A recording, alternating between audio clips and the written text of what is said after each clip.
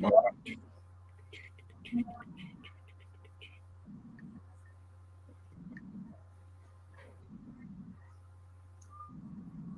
you hear me? Yeah, I hear you, dude. Oh, Just getting set up here, man. What's she talking about? Who's that?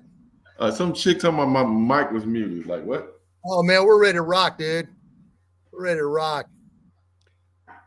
Yes. Get the setup here. Get the banners ready. Let's do it, buddy.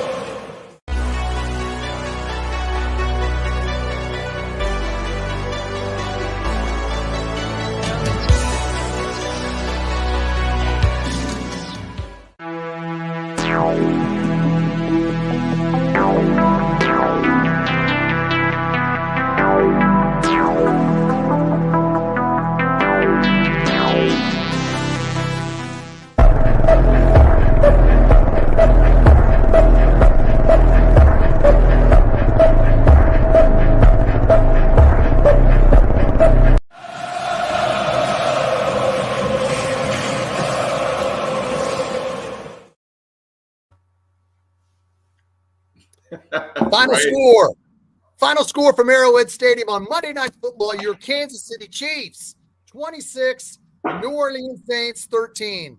In a game where the Chiefs had 27 more offensive snaps in the New Orleans Saints, the Chiefs had the ball 18 more minutes than the New Orleans Saints. It was tough because the Chiefs, you had them on the ropes all day long. Needless to say, the Chiefs came out victorious in front of the world. Once again, I am Shaggy Shane with my right-hand man when he's not on my left. Number 44 in the programs, number 22 in your hearts. You know him, you love him. The 21st overall selection in the 1991 NFL Draft, your number one draft pick for your Kansas City Chiefs, Harvey Williams. Harvey, how in the hell you doing this evening? What's up, fam? What's up, my brothers? Kind of late, man. Yeah, I know these late night games. I tell you, we're going to get a break. We're going to get a bye week next week. Then we're going to have a 3:00 start in San Francisco in 13 days. Then we get a slew of noon games. Right. We're going to get a slew of noon games in November. I don't know how we're going to react to getting up so early. But specifically to this game, the Saints got the ball, and on the third play, Derek Carr was under duress. He just threw it up, and Brian Cook came down with a sensational interception on his back. What'd you think about that play? It was a great play, man. I'm gonna keep saying that. Our trump card is our defense, man. And them dudes came in and kicked ass tonight. And I thought I was watching a varsity JV game today, tonight, brother. And we came out and did what we need to do. I tell you what, I was more impressed with tonight was I wanted to see what Andy Reid was going to do tonight. I wanted to see what the defense was going to do to slow Carr down with all his weapons that he has. And, Andy Reid did his thing tonight. Kareem Hunt been sitting at home, sitting in front of, playing video games and stuff, and came back out and kicked ass tonight, man, and ran hard. And to me, that between him and the tight ends and what Mahomes did tonight is the key of the game. So I think we're going to be all right down the stretch here, getting close to, the second half of the season and into the playoffs, man. Speaking of Kareem, he did run hard, and we're going to look at the stats here in a minute. But on that opening drive, the Chiefs took it down and went 78 yards. Kareem Hunt patched it in behind the offensive line. Juwan Taylor gave him that extra push to get over, and the Chiefs went up top 7-0. And then later on, they went on top 10-0. And then, the Saints really buckled down inside the Chiefs' red zone and held it to be 13-0. But then, Rashid, the Saints wide receiver, made that one quick move on that long pass down that 38-yard touchdown pass to Rashid where he put that move on Cook, and Cook went outside, Rashid went inside, and that was really Derek Carr's probably his best pass of the game when they got back in it to make it within a 13-7 ball game. What'd you think of that play, Harvey? Man, I thought, I thought Rashid, ran an incredible route. He spun, Cooks all the way around, man. I didn't know both his parents ran track. I knew he was fast, but I didn't know, both his parents were world-class sprinters and stuff. And he did his thing, man. He's a talent. and come playoff time and clutch time, we can't have guys that wide open like that, man. Saints really have a really good football team, but like I said, Kansas City is even better with Mahomes, and we came and we kicked their ass tonight. And between Carr and Mahomes head to head, tonight before the game was, I think they said the stats were, when they go head to head, they played 9 times, and Mahomes is 8-1, and now it's 9-1, and when we got Magic Man Mahomes, on our sidelines, man. I mean, we're gonna always be in games like that, no matter what happens. Kurt Thacker's Shaggy and Harvey finally a game that wasn't trying to give me cardiac arrest. I get it. It felt like that. It felt like that. The Chiefs really had them on the ropes most of the game, and the defense kept the Saints in check. Kenneth Cadwell says, how about Juju and Hunt? Yes. And Hardman even on a couple of those plays. Glad to have you 3 in KC. Yes. We brought them all back. What's ironic about that, Harvey, is Kareem Hunt was gone. Juju was gone. Hardman was gone. Hardman was gone for the first 3 months of last season, but we brought him back, and he caught the game-winning touchdown pass. So definitely reunited, on point, Kenneth, to get that. Definitely not to cut you off, that says a lot about Andy Reid, man. To have cats come in, play for him, and bring them back. That says a lot about what type of coach he is. Sounds like some of the coaches I played with, with the Raiders, with Al, Gruden and Arshell and guys like that, man. And just you can come play and then come back after you done went somewhere and played and come back, and they with open arms they bring you back to the family, bring you back to the next. Right. That's great. Well, with the Chiefs on the verge of putting the game away in the third quarter, Juju Smith-Schuster drops a sure touchdown, and Colin Saunders, former Chiefs player, intercepts the pass. And how about his freak? He won 2 Super Bowls with the Chiefs. The Saints gave him big money after we beat the Eagles in the Super Bowl, and he took that ball out of the end zone, and he looked like he was taking short steps, but he looked like he knew how to run with it, and he looked like he knew how to hold it. What'd you think of Colin Saunders on that play, Harvey? Man, well, right before that, I don't know if you was watching the game and listening to what Troy Aikman was talking about. His I think his brother's a bag up dancer for yes. I thought it was a joke. I'm like, man, get out of here. Then they showed the pictures. I was like, oh my God, this is for real, man. And then when he took off down the sidelines, I was like, man, he runs like like a little chubby running back. He has skills. He made a hell of a play. But let me ask you this, man. Why would you throw the ball down on the 1 or 2 yard line? I didn't understand that. I threw my remote through my TV. It almost brought me back when Seattle and New England, man. I just that to me, we can't make mistakes like that, man. I think we got a little too overconfident, and you can't do that, down the stretch. And I think it's going to cost us if we ever try to do that again. Yes, definitely. Second goal to 2, you got to hand off to Kareem Hunt. He's the runner that would score. I think Andy Reid likes to throw the ball. I don't want to get caught up in stats because I know at the end of the day, Andy Reid wants to win, but I think he wanted to give Patrick Mahomes a touchdown. And on the 2 yard line. Yes, I wouldn't, man. All the different formations that Andy Reid has when he gets down to the goal line. Sometimes he'll have on the touchdown run by Xavier. It was Travis Kelce was lined up as the quarterback. Yeah, I understand that, man. But I understand the little inside zone option play they do with Kelce sometimes on a 1 or 2 yard. That play alone right there gives me diarrhea, man. So my thing is, even trying to throw the ball on the 2 yard line, to me that's crazy. And I when I saw that, I was just like I said, man, I got to go buy a new TV now, and later on in the season can't be doing anything like that, man. But it was an ugly win. We dominated the game, and now we got to get ready for the 49ers. Exactly, big time. Let's look at these stats here from this big win for your Kansas City Chiefs. Patrick Mahomes was 28 of 39 for 331 yards, no touchdowns, and that interception that we just broke down. Kareem Hunt with some tough carries, 28 rushes for 102 yards. He earned every yard of that because it seemed like it was tough. What was his longest run of the night? Maybe 7 or 8? Yeah. I mean, if that. But Yeah. that's a championship football right there, man. You know, you Yeah. 5, you're 6, you're 15, you're 10, you're 3, you're 5, and at the end of the game, you know, you got 28 touches for 102 yards. I mean, that's a winning combination, man. And you know, like I said, you know, Kelsey was 9 for 70, and you know, Mahomes did his thing tonight. You know, threw for over 300 yards, but no touchdowns. You know, trying to get everybody else acclimated.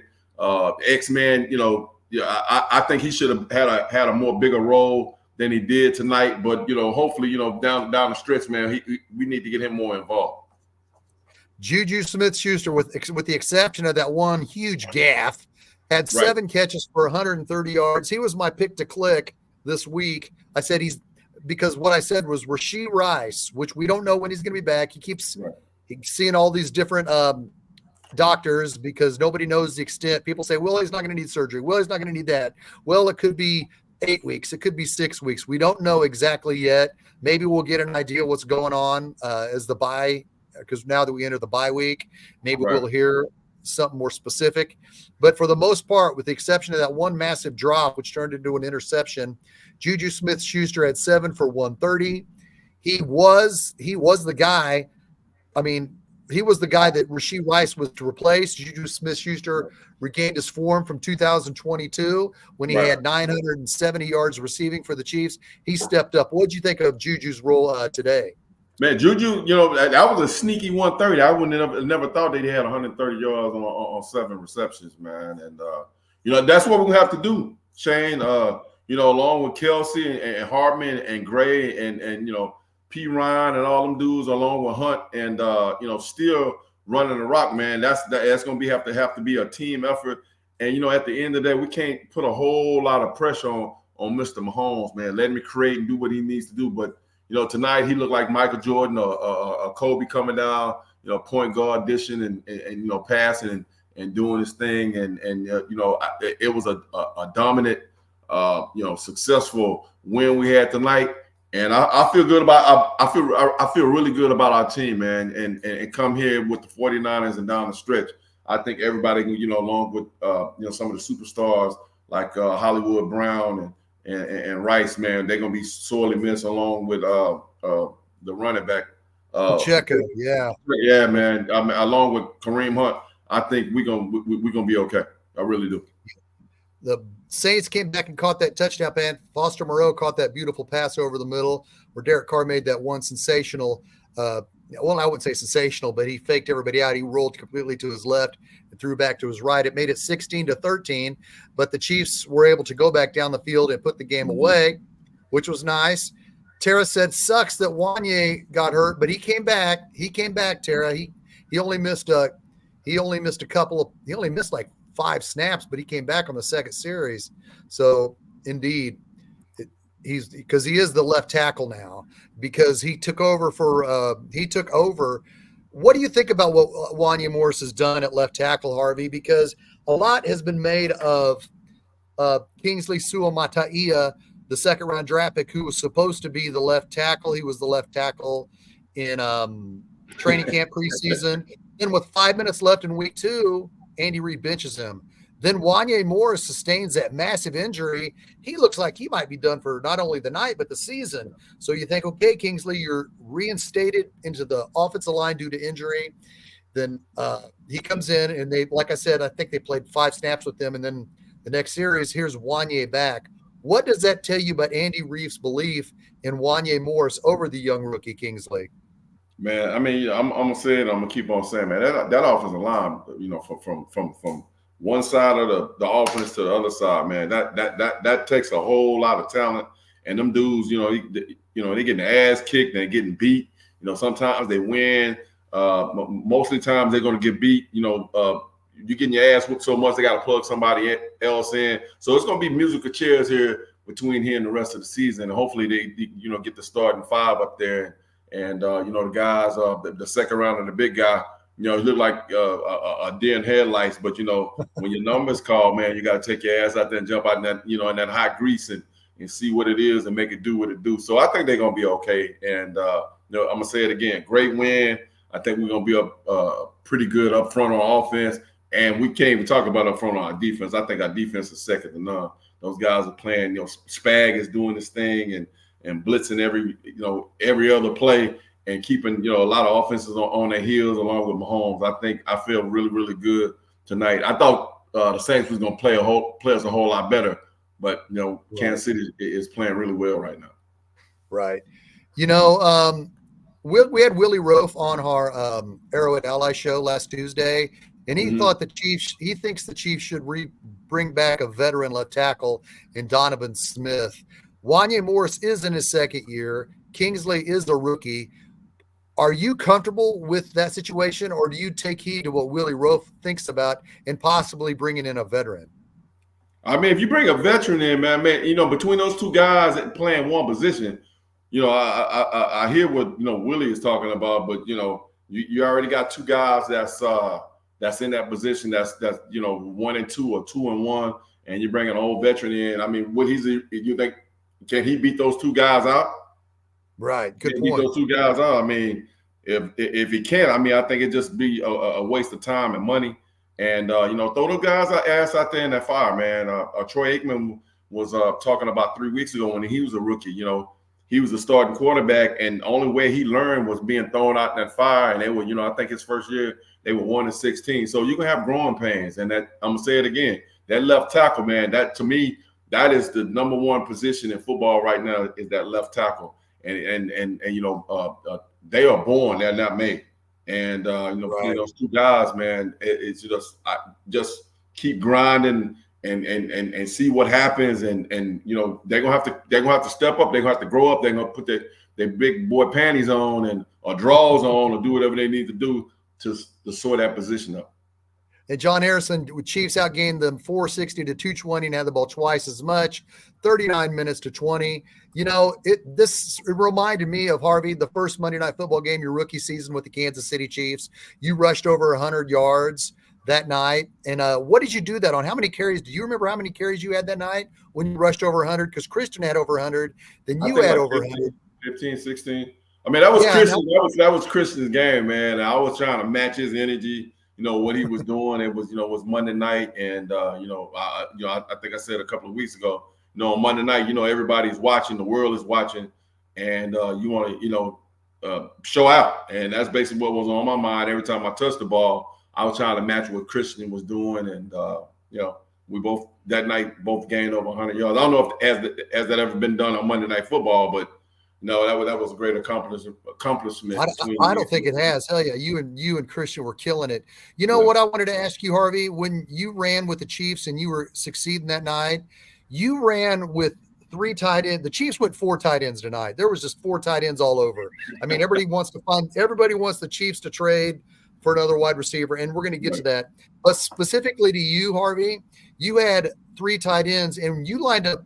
When you were running, you were the lone setback because they put Billy Jones over on the right side with Jonathan Hayes or Pete Holohan. Did you like having Billy, your fullback, over on the right side being the single back, or did you want him in front of you? It seemed to me like you liked being the single back. What can you explain to me that situation? Well, I mean, Bill Jones was a hell of a pass catcher, man. But Bill Jones is from Corsicana, Texas, and he was, I think Bill was like 250. So I mean, you can line him up in the eye, he can go in and ISO on the linebacker, or you can put him in the flex. You can run a toss play, with me out there or whoever in the backfield. But the threat is when you got 3 tight ends out there, you look like you get ready to run the football, and everybody can catch. So that is the illusion when you see 3 tight ends or 2 tight ends in the game. It looks like run, but 9 times out of 10 you want to throw the ball. So that's what I like about that formation, and Bill Jones was probably the best at it. He was big, and he looked like he wasn't that fast, but Bill Jones, I think he ran 100 meters in high school like 10.5 or 10.4. Of course, Texas. So yeah, he was a hell of a football player, man. But tonight, I wanted to see what Andy Reid was going to do because Rashid wasn't in there. Hollywood Brown is not in there. And he became really creative what he did tonight. With Juju did his thing, and we're not even talking about what Kelsey did tonight. I thought he had a hell of a game, and You know, Yeah, he did. his girlfriend was in the stands tonight, and the old man did his thing tonight, man. I love me some Kelsey, man. I am such a fan of Kelsey. Excellent, Mark. Olinger, guns and arrows up indeed. And Yes, Tara sir. Pearson, it was a great night for Kansas City. The Royals ended up the baseball series, one apiece. You know, the reason why I brought up that fullback situation, because Kareem Hunt runs out of the single back set with the two tight ends on his left and either a tight end on the or a receiver there, Right. because sometimes in the past, Marcus Allen had a fullback. All these other running backs, Christian Okoye had that fullback. It was just interesting to me how if you favored, did you favor having the fullback off to the side rather than in front of you in the eye, Harvey? Well, if you was playing against somebody like a Mike Singletary or a guy, Junior Seau, you want somebody to cover his big ass up, because you're gonna get your neck broke. And I can do either one, man. You can put a fullback in front of me, or offset a fullback, or just have me back in single back to let me create, be able to to stay front side or jump all the way backside and do my thing. But I really love two tights or three tight ends, because you look like running, you can play action off of that. And I really think Kansas City tonight, they did a great job by doing that, disguising that tonight. Paul Zogby, this defense is something else. Winners win if confirmed that Rice will miss a bunch of time this season. You think Veach will bring in a wide receiver soon? I think he will. I just think because I think that the Chiefs did not. Who you gonna bring off the street? Who? If they don't get off the practice squad, they could have brought in Justin Ross off the practice squad, but they didn't. I guess there's rumors out there they could trade a fourth for Amari Cooper. Would you be interested in trading a third or fourth for Amari Cooper, Harvey? But you sound like my son. Let me ask you this: Amari Cooper, talk to me. Hell of a talent. I think he's in no man's land being in Cleveland. He's the only wide receiver in that. So why would you do that? Deshaun Watson is playing like ass, like a dog right now, and that's his only guy that's throwing the ball. So I can't see Cleveland doing anything stupid like that. Everybody talking about Devontae. Trust me, I know Mark Davis. He will never allow that to happen. That's not going to happen. that ain't happening. So we need to stop with that one. So I'm trying to figure out who's out there. DeAndre Hopkins. Titans are going to trade him. Now I think Hopkins could come here and help our offense. That would be a great move, Shaq. That's a good one. I agree on that. That's a good one. What would the asking price? You think no more than a third, or you think the Titans would want a second? I mean, I think he don't look, every time I watch him, he look like he's unhappy on the sideline. So he does. We probably get him for a 2-piece and a slushie, man. And but I think he would be willing to come here and play with Mahomes and the rest of the guys that we got here and fit right in. He won't be running his mouth and bitching about I'm not getting the football, because he's at the other end of his career. And I think he just at this point it's about getting that hardware, that ring on your finger. Yeah. So out of all the veterans out there, I know there's other players like Byron Pringle that knows the system. I think name wise, it's always fun to talk about. It's sexy appeal, that's why we bring up these names in Amari Cooper. And I know it's not going to be Devontae Adams. They're not going to trade in the division like that.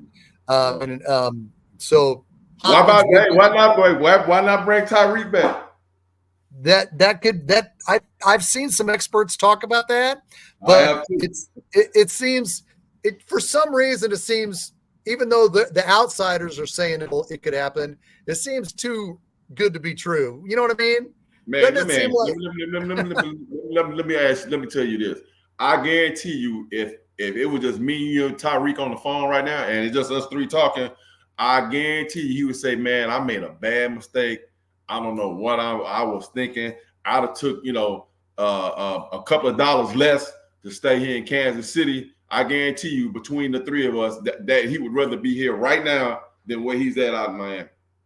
You agree or disagree?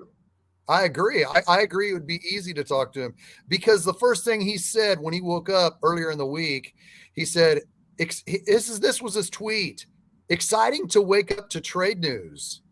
Yeah. I mean, just his mannerisms, man, just on the sidelines when I see him, it's like, bro, what was, don't get me wrong, money is good, man. I mean, if you're making, 20, $30 million a year, but at some point, bro, trust me when I tell you that it gets old. It gets old. It's gonna be about, winning that hardware and winning and being, in that situation that they got going on in Miami, bro. At the end of the day, it's just gonna get worse and worse. And then next thing you know, they're gonna be bitching and complaining. The coach is like he 10 years old. He gonna get fired. The owner look like he pissed off. It's gonna be it's gonna be really, really bad here in the next 3 or 4 weeks because I don't see, what they need to do is go out and get another quarterback and bring, you can't get Flacco. Right. I don't know who's out in the street that could come in and fix that because their offense is so complex in Miami. And Nick Foles retired. Yeah. And Odell Beckham Jr. was finally healthy enough to play for Miami, and they won Sunday in an ugly game, 15-10 at New England. So we don't know what the Dolphins are going to do just yet, but the trade rumors are there, and the trade deadline isn't until Election Day. November 5th, while everybody's out voting, there's a chance the Chiefs could make a trade. Levi Puckett says left tackle is a problem. Yes. It's hard to disagree, Levi. We want to make sure we got the right guy. Let's hope that between both of them, they can work it out. Harvey, I want to talk to you about something that is on my mind because the Royals are playing right now, and they're in the playoffs. I want to talk about Bo Jackson. Ooh. In June of 1986, I was 16 years old, and Bo Jackson signed with the Royals, which was 2 months after Bo Jackson was picked in the first round to be the Buccaneers' first-round draft pick. He said he didn't want to go to Tampa because he felt like that they did some shenanigans behind his back that kept him eligible. Yeah, that kept him from playing baseball his final year. So when Bo Jackson said he was going to play for the Royals, we thought, wow, he's not going to play football. And so did the media. They thought he wasn't going to play football. Then the Raiders drafted him in the 7th round the next year, but he didn't say anything about being drafted. So for a 12-and-a-half-month span, we thought Bo Jackson was just going to be a baseball player. Then in late June of 1987, he says he wants to play football as a hobby for the Raiders as soon as baseball season is over. The reason why I'm bringing that up because the Royals are in the playoffs. First off, what did you think in June of 1986? You're a freshman at LSU, and you find out Bo Jackson's not going to play football; he's going to play baseball. What was your reaction to that, Harvey? I was a little bit upset because I saw him my senior year at the Cotton Bowl playing against Texas A&M, and when I tell you, was amazing. I was sitting on the 50-yard line when he took a little screen pass from the left side and raced all the way back to the right side and took it like 75 or 80 yards, man. And he looked like a dragster out there on the football field, like a miniature Volkswagen. That's how fast he was running, and he was so big. And I thought, what a waste. And we're gonna get cheated. And I played for the Raiders, so I know the inside story. All that was staged, and he didn't want to play for Tampa Bay, and he knew that the Raiders were going to draft him. So, that's what did you? Okay, and now that you see that, and then the Raiders, and of course, he looked in that short window that we got to see Bo Jackson play football. He was freaking phenomenal. And in that short window as a baseball player, he had some mega highlights, and we didn't get enough of Bo Jackson. That's such a shame that his career ended the way it did. Right. Okay. When Michael Jordan, after he won the title in 1993, said he wanted to play baseball, what did you think of that?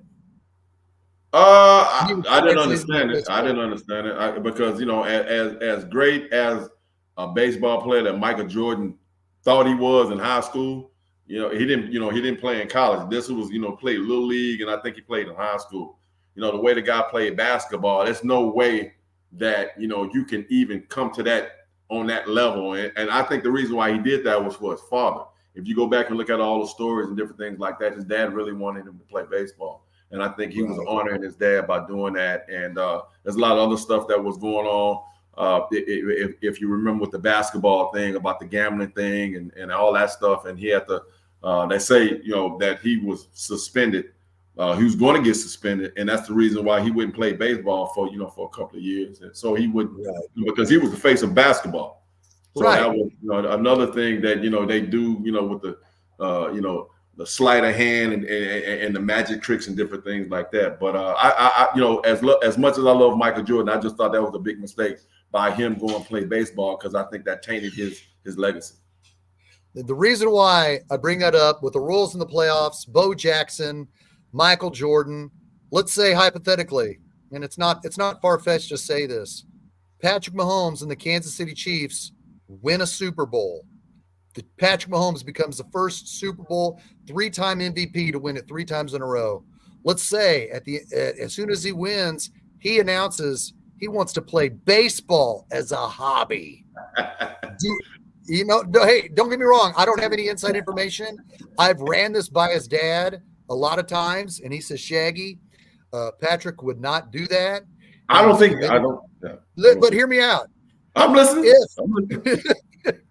If after winning 3 Super Bowls in a row, 3 MVPs in a row, he says, I want to be the Kansas City Royals second baseman next year as a hobby.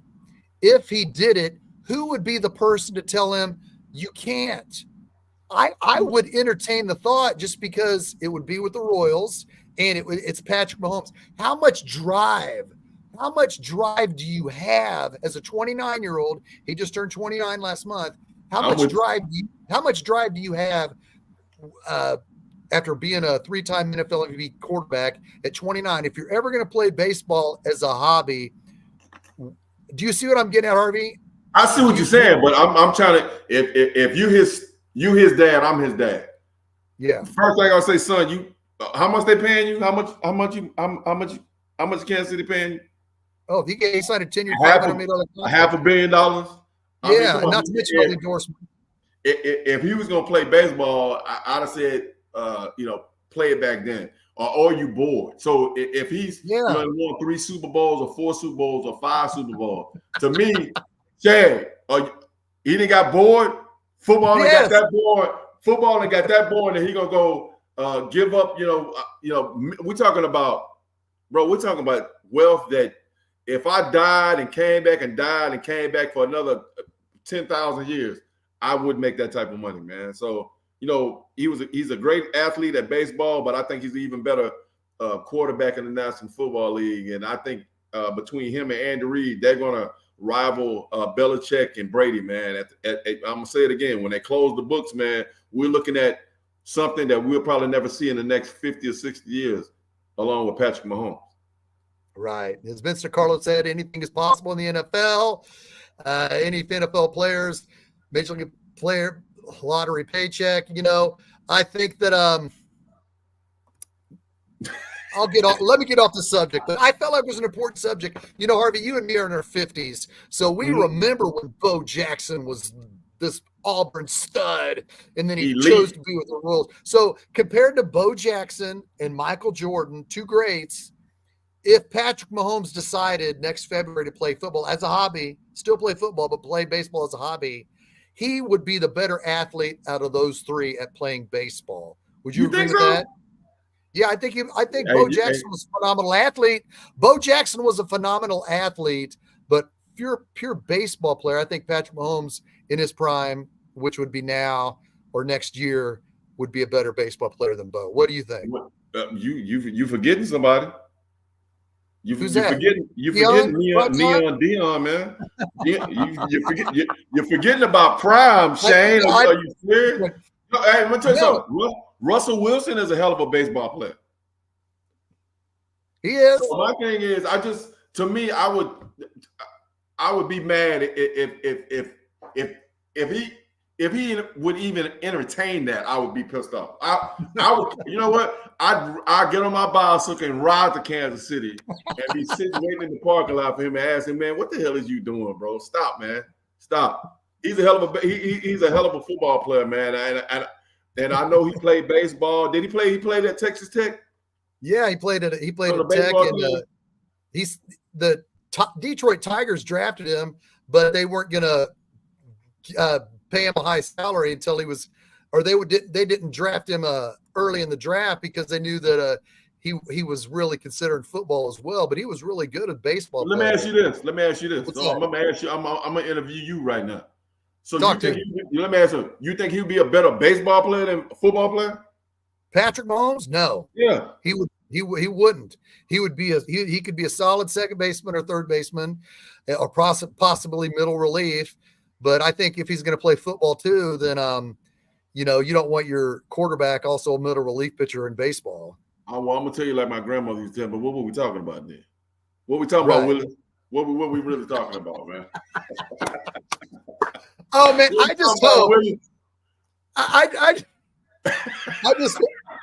just hope that after Patrick Mahomes wins his third Super Bowl in a row, which will be his fourth, and it's only going to be 29, he's going to want to stick around and keep playing this game and continue his greatness. No, let me tell you something, man. You don't think Brady's in his sights? They know what I'm telling you. What Brady got, 7? Yes. So if Patrick wins one this year, that'd be what, number 4? Yeah. Yes. So it's a good chance. It's a good chance. What I'm seeing right now that they win another Super Bowl this year, even with all the injuries and different things like that. So that puts him at 4, right? So he got 3 more to tie Brady. That's what's on his mind. I'm telling you. And then preach it, Harvey. Yeah, preach it, baby. 4. I'm his daddy right now. I'm gonna adopt him right now. 4 will put you in front of Brady. What we talking about? Yeah, right. And then he can ride into the sunset, and then he can go play softball somewhere. Amen to that. All right, let's get to Harvey. Nothing illegal about it. His head's in front. Bang! Down he goes. Now look at. Let's watch it again. Nothing illegal about it. His head's in front. Bang! Down he goes. Now look at. When every time I see that, I'm like, I remember that sound, man. Braxton, huh? Okay, go ahead. That was.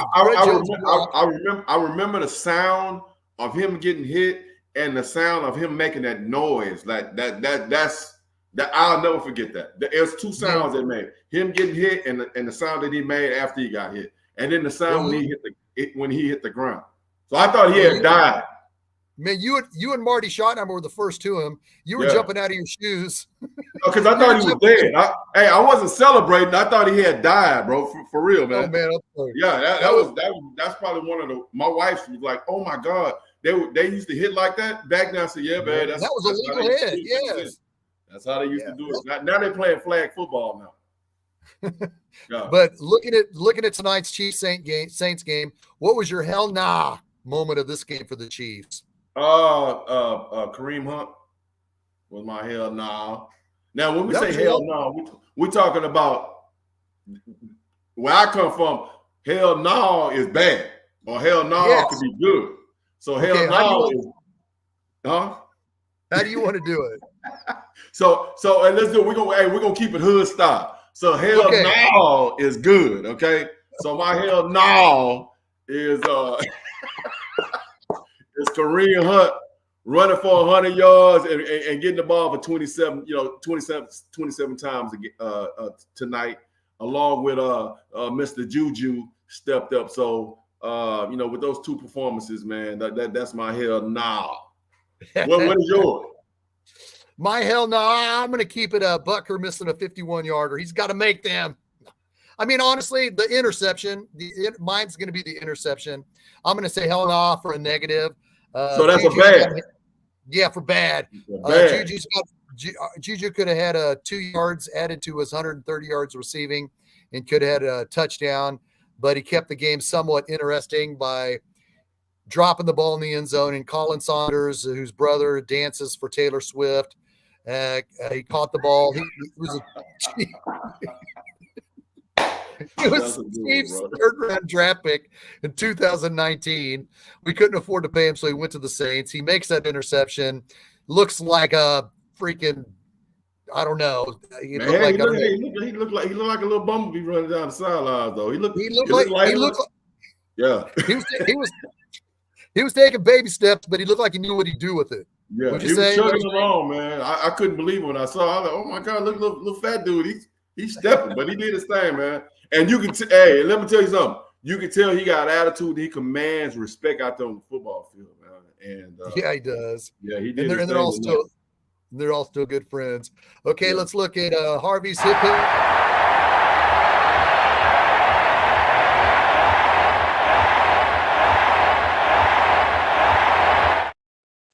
Who is Harvey's hip array tonight? X-Man. Xavier Worthy. Xavier, yeah. He gonna have to step up a little bit more. But they threw him a bone tonight, man. And Kelsey looked like he wanted to keep that ball on that offense. He did. Did you see it? Yes, he went. Yeah. He was showing out for his girl tonight because he wanted to get in the end zone tonight, man. And hey, that could have been disastrous though. If you go back and look at that, because he was trying to snatch the ball away from him. He didn't want to give it to X-Man, man. Heck He didn't want to do that. Well, Harvey, it's the bye week. We're not going to do this for 2 more weeks. I hope you have a great bye week. You got anything planned with your wonderful family? Are you guys safe? Are you guys safe down there? I know the hurricane's going through Florida. You're avoiding all that crap, aren't you? Yeah. We didn't like 2 or 3 that missed us, man. So we're blessed, and hopefully those guys in Florida, man, they've been getting it for the last couple of 3 weeks and a month. And, hopefully they get through this other one coming through there, and bless those families and pray for them, and hopefully they can get through that, man. So we're just gonna be chilling here, and I'm doing what honeydews are? You know what the honeydews? Yes, I've been doing honeydews for 30 years. Yeah. So I've been on my honeydew. I got a matter of fact, my list is right here. My honeydew list I gotta get on tomorrow, man. So there's a lot of stuff I need to do. So I'm gonna be honeydewing here for the next 4 Well, or 5 Chiefs months. fans, thank you, Harvey. I love you, buddy. Love you, brother. bro. You're the man. And enjoy your bye week. Enjoy the Royals postseason. We don't know what's going to happen, but we're just happy they're playing. Yes, It's sir. a fun time to be a Kansas City Chiefs sports fan. Harvey, I can't thank you enough. Hopefully we're going to get back to some day games because we don't get much sleep these late night games, but we're going to do it. Harvey, until 2 weeks when we play San Francisco, buddy. Go All right, man. Chiefs! Love you, bro. Love you, too.